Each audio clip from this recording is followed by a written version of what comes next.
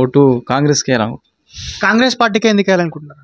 కాంగ్రెస్ పార్టీకి ఎందుకు వేయాలనుకుంటున్నాం అంటే ఇంతకుముందు గతంలో మా నాన్నగారికి కానీ అందరికి కానీ కాంగ్రెస్ పార్టీ తరపునే న్యాయం జరిగింది. టీఆర్ఎస్ పార్టీ వచ్చినాక మాకు ఏం అభివృద్ధి జరగలేదు. ఉన్నోళ్ళకే ఇచ్చారు కానీ లేని వాళ్ళకి ఏం లేదు. కార్యకర్తలకు ఏం ఉండదు. ఎంతసేపు ఉన్నా కూడా వాళ్ళ ఎమ్మెల్యే ఎమ్మడి తిరిగే వాళ్ళకు ఉంటుంది కానీ మా అసలు పేదోళ్ళకైతే ఏది ఉండదు. ఇంతవరకు ఏంది లోను గీను అలాంటిది ఏమి ఉండదు.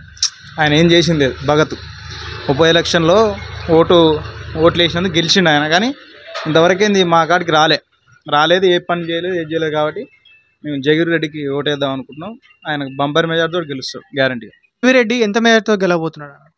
గ్యారంటీగా ఆయన 30,35,000 30,000 చిల్లర ఉంటుంది కానీ తక్కువ మెజార్టీ అయితే ఉండదు. మా ఊరు నుంచి అయితే మెజార్టీ ఇంకా ఫుల్గా ఉంటుంది. మా గ్రామం కానీ ఎర్రవెల్లి కానీ పక్కన ఇక్కడ చుట్టుపక్కల ఎక్కడ కానీ కంపల్సరీగా జగవీర్కి విజయం ఉంటుంది.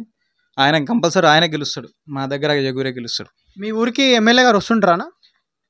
ఒక్కసారి వచ్చిండన్న, ఒకసారి వచ్చి ఏదో మాట్లాడి మమ్మల్ని బూతులు అనిపోయిండు. ఆయన ఏదో అడిగితే మీకు ఒట్టలు ఉన్నాయి అదని ఏదో తిట్టి వెళ్ళిపోయిండు. ఆయన మాకు లేడీస్ వాళ్ళు అడిగితే గలీజ్గా మాట్లాడి వెళ్ళిపోయిండు. కాబట్టి ఆయన ఒక్కటేసారి వచ్చిండు అంతే. ఒకసారి వచ్చి ఆయన ఏదో ఉట్టిగా మాట్లాడనీకనే వచ్చిండు కానీ ఏం పనులు కూడా చేయాలి. అడిగితే ఆయన మమ్మల్ని తిట్టి గలీజ్గా వెళ్ళిపోయిండు.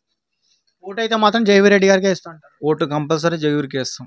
ఫిక్స్. ఇలా ఎలాంటి తిరుగులేదు. జానారెడ్డి నిలబడా ఓకే, జగవీరికి నిలబడా ఓకే.